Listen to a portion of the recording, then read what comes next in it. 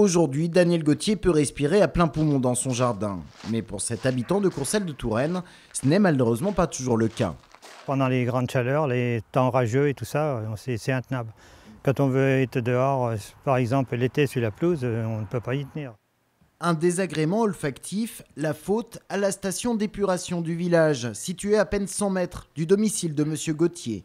Inaugurée en 1999, elle est aujourd'hui obsolète car entre-temps, la population du village a quasiment doublé. Conséquence, la station est saturée et parfois cela refoule en amont. Ici, nous avons le branchement du doute à l'égout qui a refoulé 2 fois déjà depuis 3 ans. Donc la matière fécale ressortait sur la pelouse. Ce problème sanitaire, Daniel Gauthier s'en plaint depuis 2005. Il s'est donc résolu à attaquer la commune au tribunal administratif. Résultat, déjà 6 000 € de dommages et intérêts et une commune astreinte à réaliser des travaux. Le préfet était au courant, tout était au courant, mais ça ne passait rien du tout. Donc pour faire bouger, il fallait saisir le tribunal. Son combat, il a été relayé par son fils, conseiller municipal d'opposition, également riverain de la station d'épuration.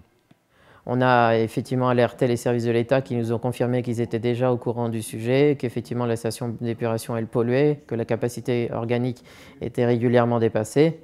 Et malgré tout, ils n'ont jamais daigné intéressant de s'occuper du sujet et de traiter le problème et de demander au maire de réaliser les travaux.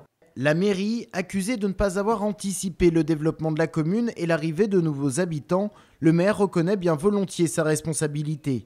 Quant à la solution du problème, elle dépend en partie des finances publiques. Le financement de cette station se terminait cette année.